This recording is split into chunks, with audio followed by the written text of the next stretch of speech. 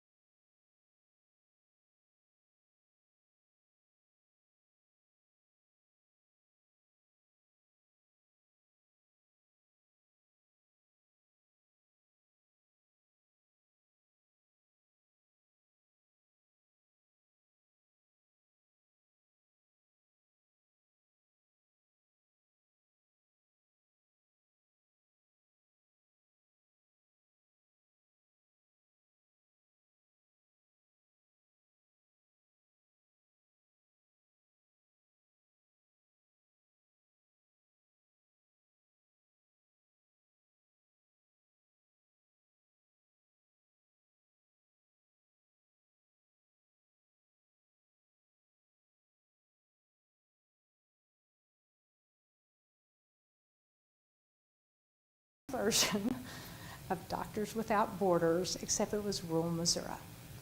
And so I headed down to West Plains. I was 23 years old. I was a young female director. I just graduated from PT school.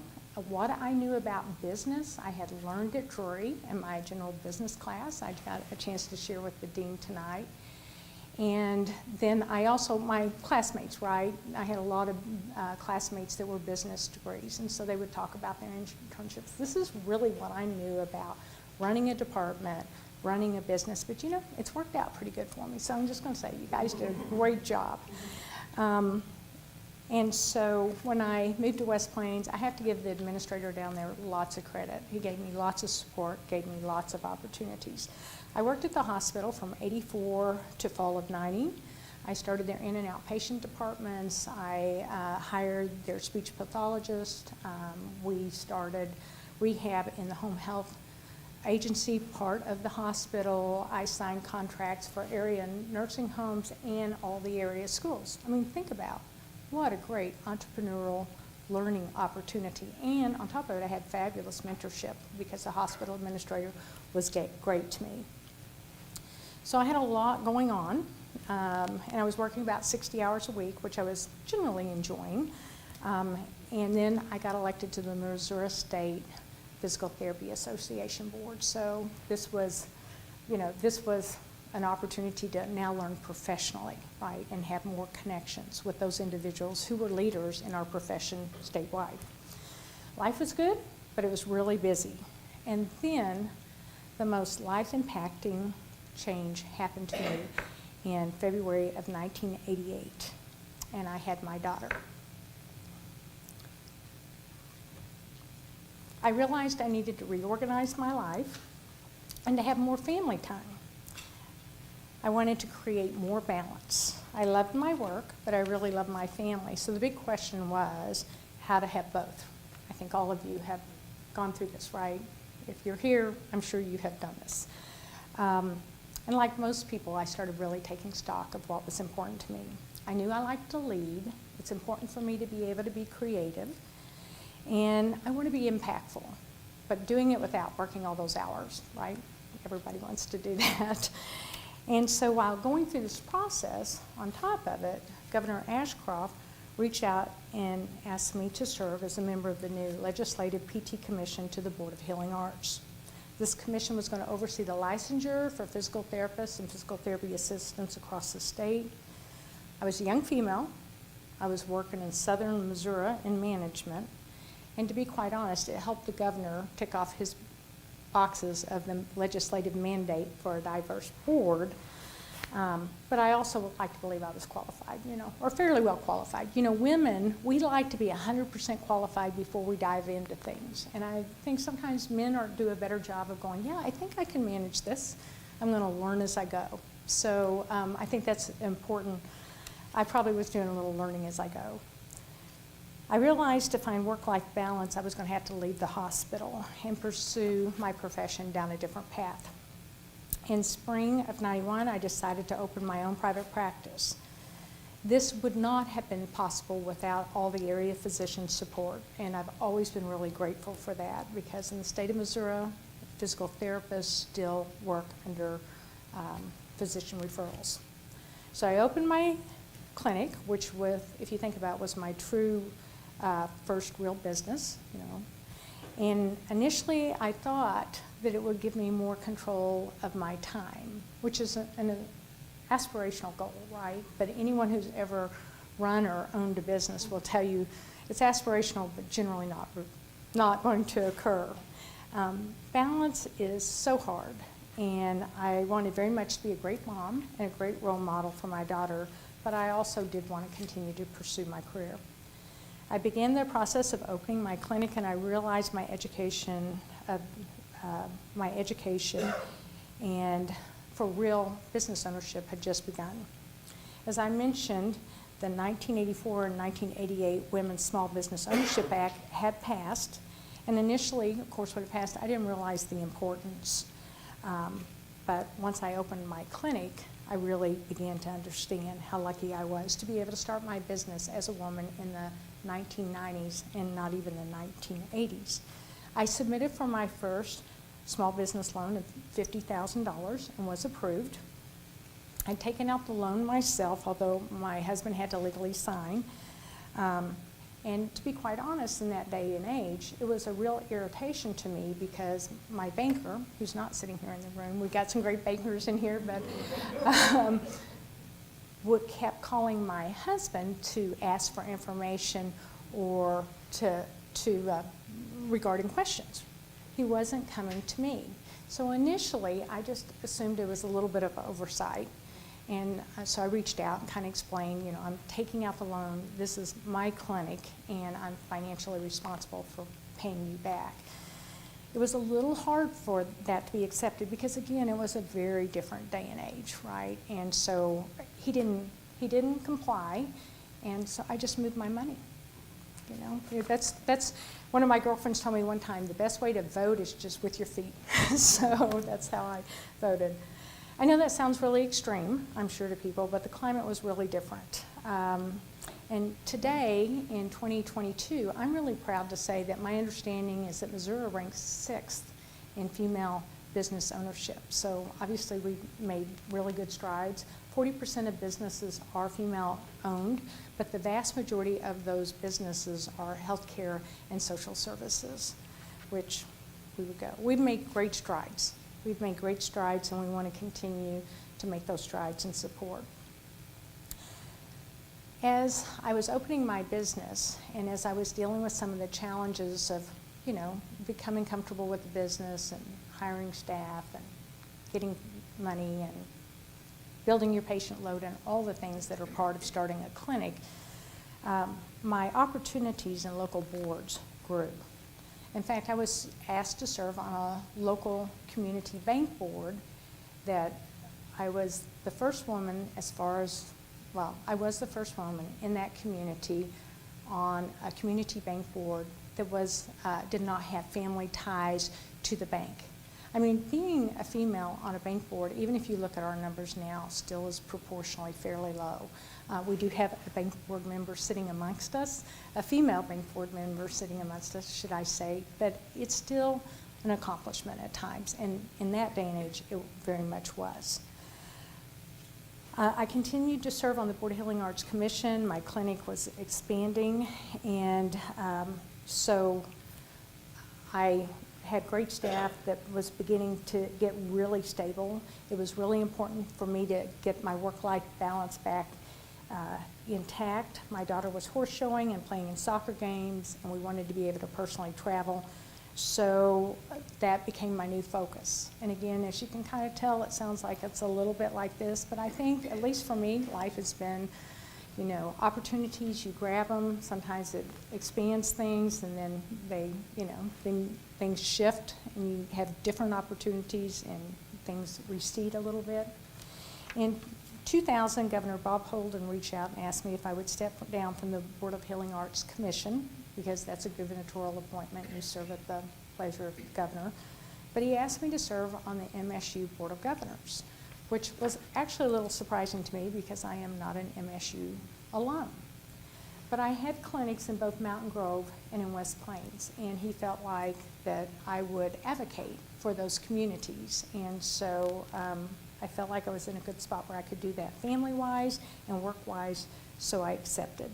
In 2004, while I was on the MSU board, I traveled to China on behalf of the board and signed paperwork in Lining, at Lining University for our Dalian campus. So it was a great experience and also, again, the only woman in the room, and so we had, the Chinese board was all males, and one of the things that was a unique experience and opportunity for me is they drink before they do business. You know, here in the United States, we like do business, sign our paperwork, and then we'll have drinks together. So the vice president that went with me to kind of accompany me and oversee that things went smooth, he said, now, just before we get ready to walk in the door, he's like, now there's something I have to tell you. And I said, sure, and he's like, well, there's one thing you'll have to do before we really get things started. I said, okay, and he said, they're going to have this alcohol. It's going to be really strong. I said, okay. And he said, and you're going to put it up to your lips. And I'm thinking he's saying, you know, you're going to kind of act like you're drinking. But he says, you're going to put it up to your lips. And then he flips his head backwards and he throws his back. And he said, and you got to drink it. I said, we called that chugging in college. I don't know what you call it now. And I was like, well, I don't know. I really haven't done much of that. And he's like, well, I need you to do that. And I said, can you have me a soda for a chaser afterwards? Because, like, I'm willing to play ball here, but I'm not going to be able. So that was a great experience. We had a great opportunity to get that done. But that was a unique business practice, which your MBA students, that way, you all may know that. You may be already having that experience and opportunity to travel. Then in 2008, I was chair of the MSU board. I received a call that was both unique and, to me, kind of a once-in-a-lifetime opportunity, and that was to serve on an international spine research foundation. They needed an American therapist who specialized in spine and had specific training in McKenzie technique, which fortunately I did. Initially, I told them no, because I was chair at MSU and I wanted to do a really good job. I said, I can't do it this year. And I was really lucky they agreed to wait. So they waited a year, so I had that opportunity to serve. And I'm going to call that Lady Luck. And I am going to say that part of that was they knew about that trip to China, which again is kind of a combination of, you know, persistence and hard work, but also that Lady Luck I was talking about. This new position required for me to travel abroad twice a year. We had multiple phone calls a month. At that point, my daughter's in college, so I feel like I can kind of take this on, because depending on whose schedule we were accommodating, sometimes the calls would be at midnight, sometimes they'd be at 7 in the morning, because there were 7 board members and they were from all over the country. It was interesting, and I had a wonderful time, and I wouldn't trade that experience for anything. But I have to say, in 2016, when my term ended, I was ready to step down. So I needed some time to focus on my personal life and just relax. And so my daughter got married that year. I could focus on the clinic because I have great, wonderful work colleagues who have kept things going as I have chased after all these dreams that they've allowed me to chase after. And I had a chance to meet my husband. So that was a really great time for me. In 2019, my daughter and her husband moved back to Springfield with the grandbabies. My daughter is a vice president at Cox Hospital, and my son-in-law is a practicing attorney. I feel really, really fortunate to have 2 strong clinics that I can go and work at a couple times a week, but I don't have to go to daily. I'm very fortunate. I continue to be involved on multiple boards, and specifically currently the board right now that I'm focusing on the most is State Board of Education and trying to get teacher pay increase. That's really important. One of my favorite activities is the opportunity to take my grandkids to swim lessons on most weeks. On Thursday, we do swim and then we go to Andy's. That's our routine. I continue to strive to maintain my work-life balance. And there's really nothing, I guess what I want to share is there's really nothing unique about my success, no special secret. I just have worked hard. I have been persistent. I have not given up at times when I've been discouraged or tired. And I also think one of the things I try to do well is say yes. Tonight, this is an example of having an opportunity that Drury gave me to present, which I so greatly appreciate, and I said yes. If there's a board out there that's doing work that I'm impressed with and I want to be a part of, I will say yes. When my daughter says, will you take the grandkids to swim lessons on Thursday, I do my best to say yes. So I think for me, that's been a big key of the opportunities I've had is the willingness to say yes. Because sometimes people forget how simple it is. Just say yes. Just do it. And you don't have to be perfect, and you don't even always have to know what you're doing. I know that sounds really bad, but there's a lot of truth to that. You know, you don't have to be totally prepared to take that chance. And then try to stay grateful. For me, I'm really grateful for the wisdom and guidance my parents gave me. I'm really grateful for my family and for my friends who support me every day, especially my daughter and husband. I'm grateful to Drury for molding me into what I would consider educated individual that I am. And I'm grateful to Cox and the zoo for giving me my professional career. And I'll be honest, I'm really grateful to Colin Collins, who would not leave me alone and persuaded me to come to West Plains, because it created all kinds of wonderful opportunities for me. If you don't take anything else away tonight, just remember, students, to express your gratitude. Take time to handwrite thank you notes, birthday notes, congratulations cards. Let people know you care about them. Let them know that things that are important to them are also important to you.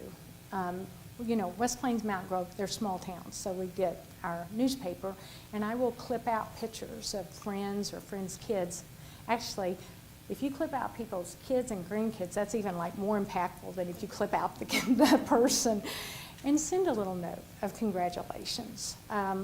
I will have to tell you, the best advice I ever got was from a gentleman doctor down at Thayer. His name was Dr. Cooper. And actually, Dr. Cooper was in the Guidepost at one point, right? Was Guidepost? Anyway, it was one of those little magazines that everybody got back in the 70s and 80s. And it talked about his career in rural Missouri. But one of the best pieces of advice he ever gave me was the most interesting people are people that let you talk about yourself or don't talk about themselves. So he was like, when you work with patients, ask about them, ask about their kids, ask what they're doing. And if you think about it, when you go to a party and people say, you know, I visited with that person and they are the most interesting person in the room. And I'm going to be the first to admit, I am not good at this. I'm just saying this is the best advice I ever got. And if my brain is fully engaged, I'll really make an effort to remember it. But when people say, that was the most interesting person, if you were to stand back and evaluate the conversation, it was probably the person who says the other person was so interesting doing more of the talking, because we all like to share our story. It's just kind of human nature. Often I'll send flowers. I send wine or candy or bourbon, depending on what the person's personal preference is. But mainly I want to just show appreciation. I've been blessed with having fabulous friends and coworkers. I do try to customize and accommodate at the clinic people's special needs. I'm like everybody else. I try to pay competitively in 401k and health benefits, all that kind of stuff everybody does. But we also do paid maternity because, you know, it's a female-owned business. And some of our key managers are women. I always find the irony in, like, how can you be a female-owned business and you're not paying and allowing other women to be off with their babies? I think that's important. That's just my personal thoughts on that. The other thing I do is I really value loyalty and longevity. So when my staff members have been with me starting at 15 years, I don't do it prior, but starting at 15 years, every 5 years I do a trip for them. So I'm really excited because next year I have my Vice President of Sports Medicine, and he will have his 30-year trip. And he is wanting to go to Italy and go to the Vatican because he's Catholic, and wants to take his wife, of course. So we're going to do everything we can to make that happen for him. And so I think if you're in a position to be able to take care of others, I would encourage you to be able to do that.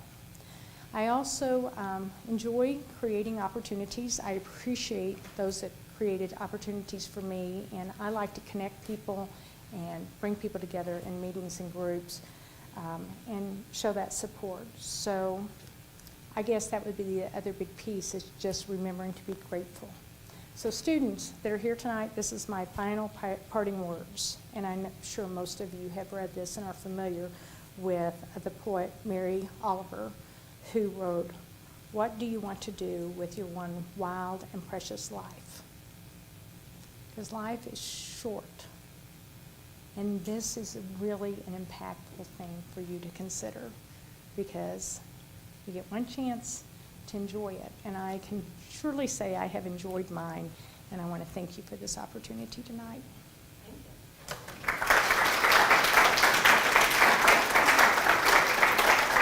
So do you want me to invite him up or? Yeah. I'm going to use this because of the live stream. So thank you, Mary. That's a tough act to follow. But we have, as I mentioned, two other very important women in the house tonight, which Mary will introduce. And then really, we're going to do questions. So we had some pre-selected questions sent to us, but students would encourage you, any questions, whether it's health, physical therapy, just Drury stories, who's your favorite professor, you know, anything like that, or what do you look for when you hire, certainly can ask any questions. So you can introduce them. Well, first I'd like to ask Ronica Warren to come forward. Ronica serves as the Vice President of Administration at Physical Therapy Specialist. Marie has written this up, so thank you so much for doing that. I want to give you, she has been a physical therapy specialist since 1996. She has been our Chief Financial Officer, and now she's our Chief Operations Officer. She has had a multitude of roles during that time that she's been with us over HR and giving, probably the most important is the patient accounts rep, because she knows everything about insurance. And if you want to know, and it sounds like it's just the technical part, but she can actually tell you a lot about the history and kind of where we think also that we might be going in the future.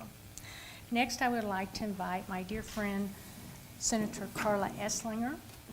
Carla's education, she has 30 years experience in education. She has been a past superintendent. She was the deputy director of DESE in Missouri. She was then tapped to go work at the federal level in educational administration. She would go fly all over the United States and do turnaround schools, and I think she's brilliant. She also has been really crucial in terms of with the teacher pay that we had this last year for the $38,000 minimum, and we're putting a little pressure and encouragement for Carla to make sure that that just stays intact from this point on. We think that's crucial. Prior to serving in the Senate, Carla was also our local state representative. So she was representative for 2 years and did something that's kind of difficult. She decided after 2 years she could be more impactful as a senator, and she ran and won. Wasn't easy, but she did it. With a lot of help. So I have a list of questions, but before we get into these, any questions from the audience? Don't be shy. Think of okay.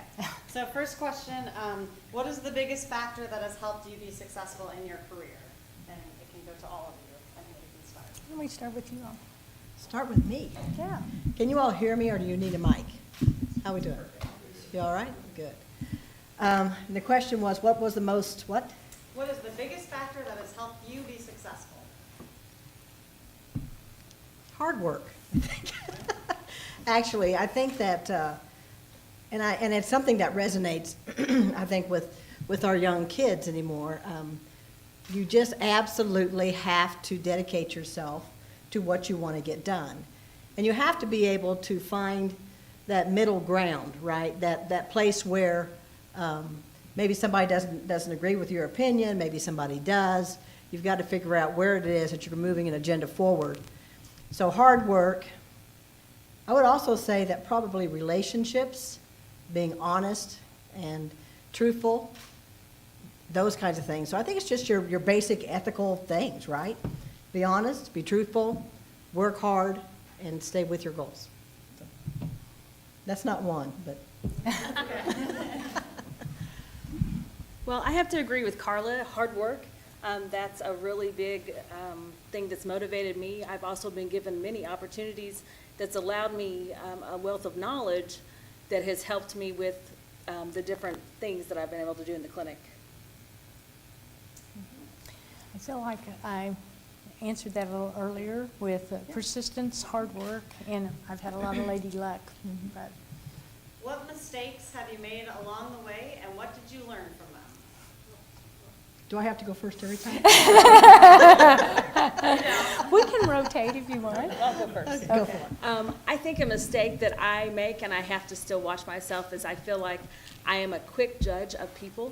And sometimes I have to take a step back and I have to assess the situation, maybe get to know the person a little bit better, and then move forward.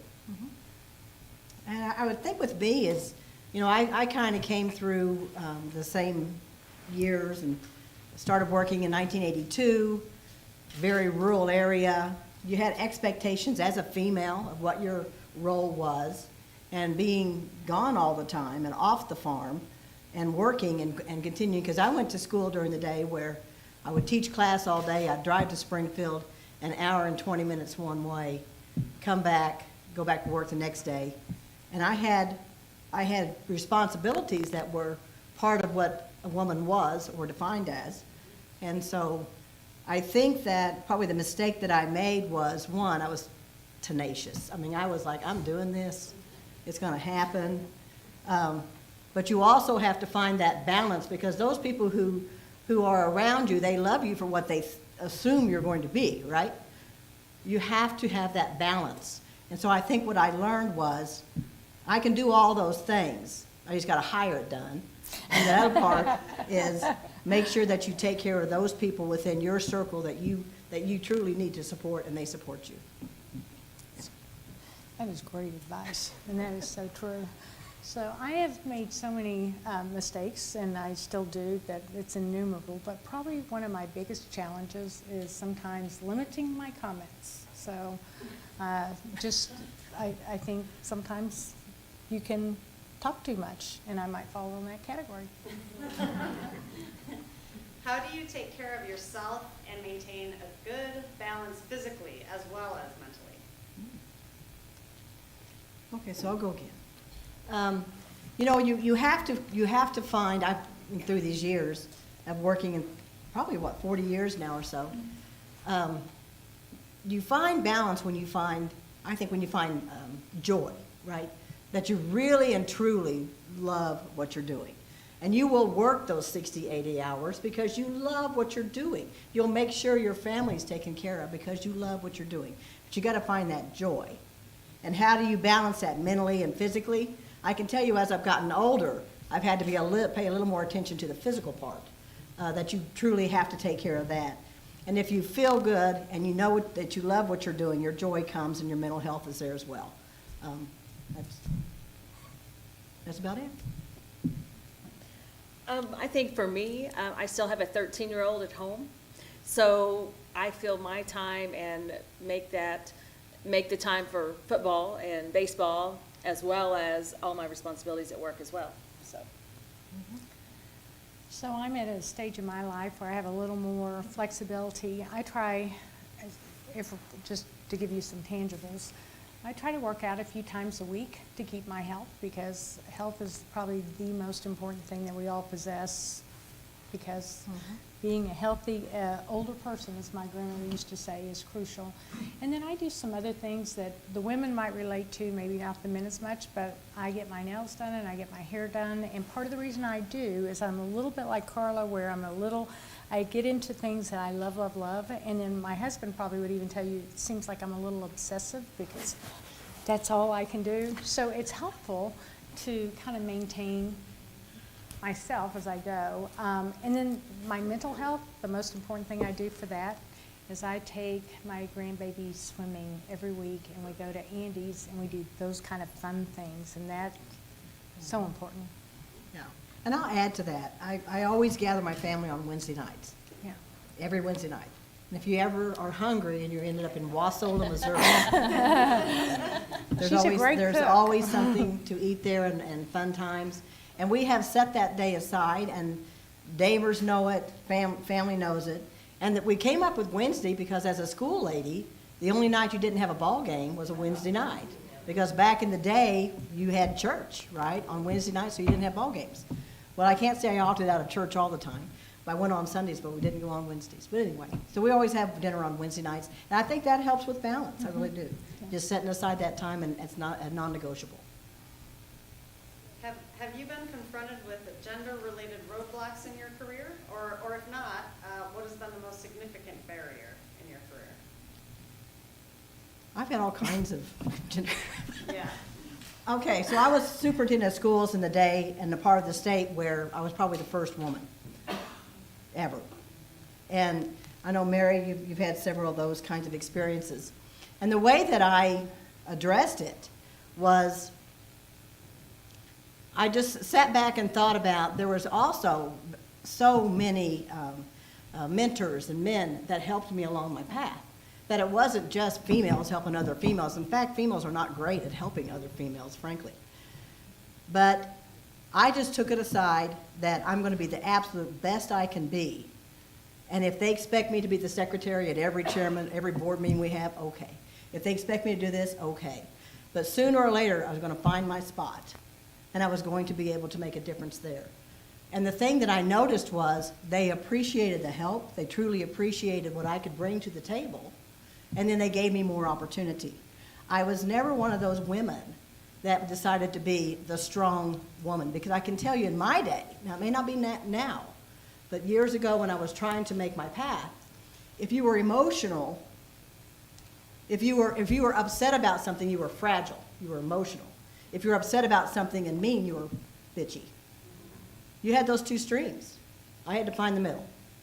So that's the way I addressed it. So. I have to say, I haven't really had that kind of barrier, but I also have had a great female leader and owner that has paved the way, so, you know, and I'm thankful for that. So, like Carla, I think I've had generally more good experiences than not. Started working, as you know, in '84. Most of my mentors were males, probably until my early 90s. That was the first time I remember, and that was when I started my clinic. I had my first female mentor. I actually am really intentionally try to surround myself with other strong, smart women. We feed each other, and that is so crucial because, like Carla said, sometimes, especially early on, women weren't always as good about lifting up. And I think sometimes the thought process was there was limited space, and so if you were lifting another woman up, that might have appeared to limit your abilities. And but I have to say, the men, my experience with most males has been good. Now, I will tell you, the one thing that I thought was a challenge back, and this was pretty much in the mid-'80s to early '90s, was I would go in the room, I'd be the only female, I'd be amongst a group of males that were approximately my father's age, and they would say repeatedly to me, well, you remind me so much of my daughter. And I know that the compliment was meant to be a compliment, right? No one was not, but it was also very limiting, because it's very hard for your daughter to be your boss. It's very hard for your daughter to be the chair of the board. You know, we just don't tend to think of those terms as much. And so I found that that was probably one of the biggest challenges. I know it sounds like it was minor, but it was about setting the tone of the room and how people responded to you. And I'll add to that, I also watched other women as they navigated that. And I noticed that being the angry female never worked, right? It never worked. You always had to be able to work with. And I had many, many, many mentors that just absolutely, truly appreciated the work that I did and was able to, and I can tell you throughout every job or every position change I had, it was usually somebody was telling me, you need to do this, you'll be good at this, and they truly encouraged me, more so. Yeah. Okay, this is good. Did you feel prepared as a new graduate starting your first job? And then the second part of that is, do you feel new graduates today coming into your field are prepared when they arrive? Okay. So I will take that. Oh, okay. I'll take that because of the clinic. As a business owner and as hiring, and I've actually hired staff since '84 because I've always had staff. I've always either been a manager or owner. I feel like the students are extremely well prepared. They're very knowledgeable. In fact, coming out of PT school, they have a lot more knowledge when it comes to research and such like that. I think, interestingly enough, though we all strive for that work-life balance, and I understand that. I still struggle with that. But I do think with some of the new grads that it's really hard sometimes to succeed at the level that you want to succeed and have a work-life balance that I feel like I've now accomplished. But keep in mind, I'm 61, and I've been doing this for 36 years, so it took a while. So I think that would be the only commentary. I don't mean it negatively, but I do mean it objectively. And I tell you what, I have great young staff.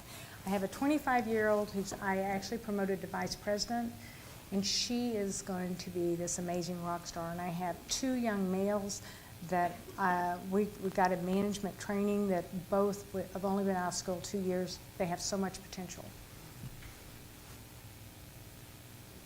So what I see with PT students coming into the clinic, and if they are prepared, I feel like they come in, they're able to treat the patients.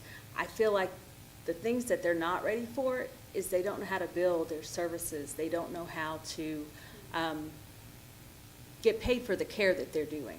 So, and I feel like that's something that PT students aren't prepared for. Well, my experience has been as an educator, and I've hired many students, many leaders in school systems. And I think the first part of that question was I prepared as a graduate? And I have a funny story is that I went to College of the Ozarks, and I was hired on at the huge school district of Luty School in Theodosia, Missouri. I had 2 rows of first graders and 2 rows of second graders. And I went back to College of the Ozarks and saw Dr. Ruth Anderson, who was my professor, and I said, when you flip the lights off and on, it doesn't work. They don't sit down. I don't know what in the world. So, I mean, I was truly asking for advice, for help. So I can't say that I wasn't prepared. I don't think I was prepared for that situation. But we lived through the year. I figured out first and second grade was not my niche, that they didn't understand my jokes. I went on to middle school. It was great.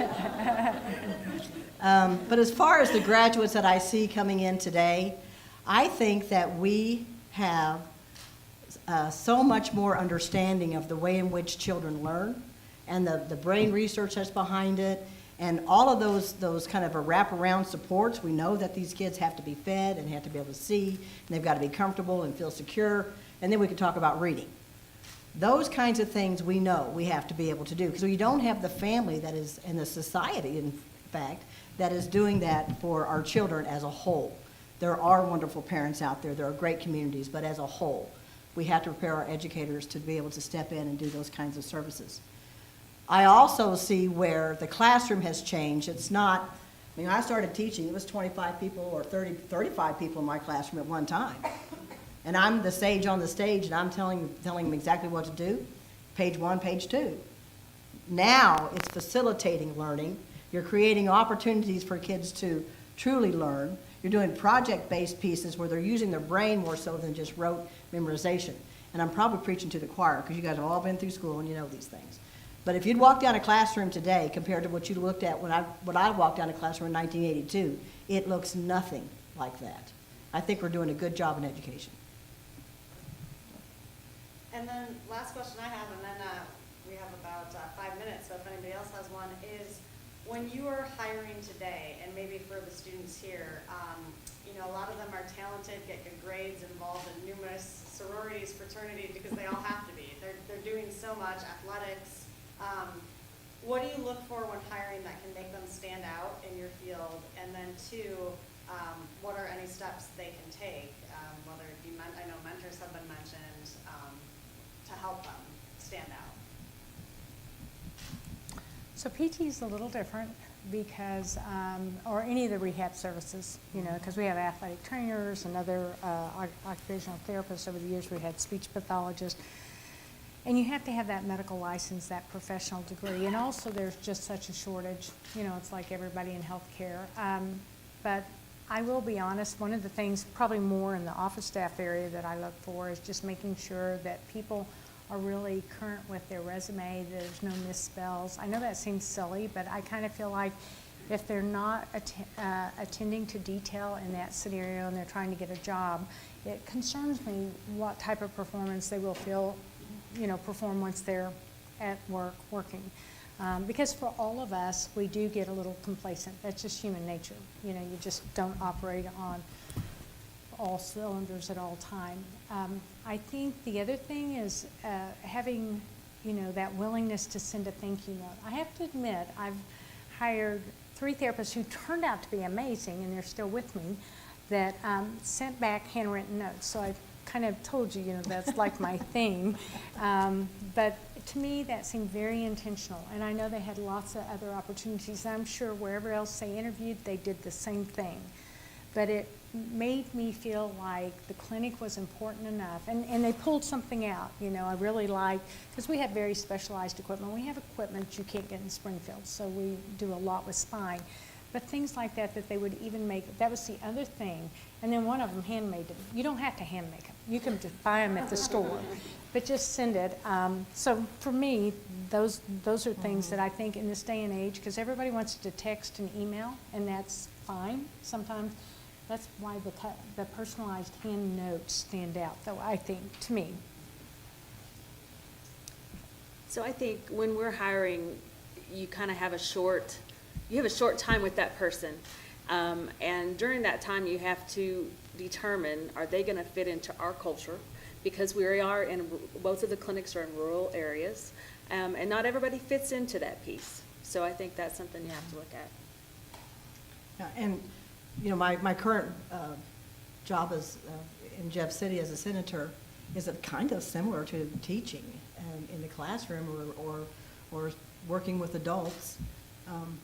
And the thing that I look for is the ability for the person to build relationships.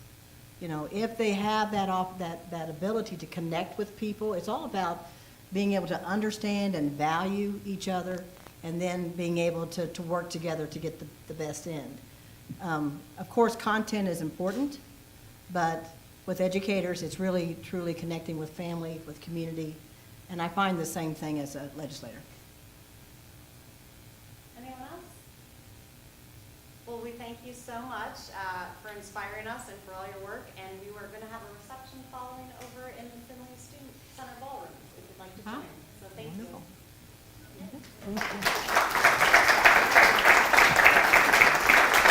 You did it.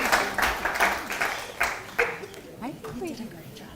You really think so? Or are you just saying it because you're my good friend? Are you positive? Because I felt like people were like, oh God, please quit towards the end. But of course, it was like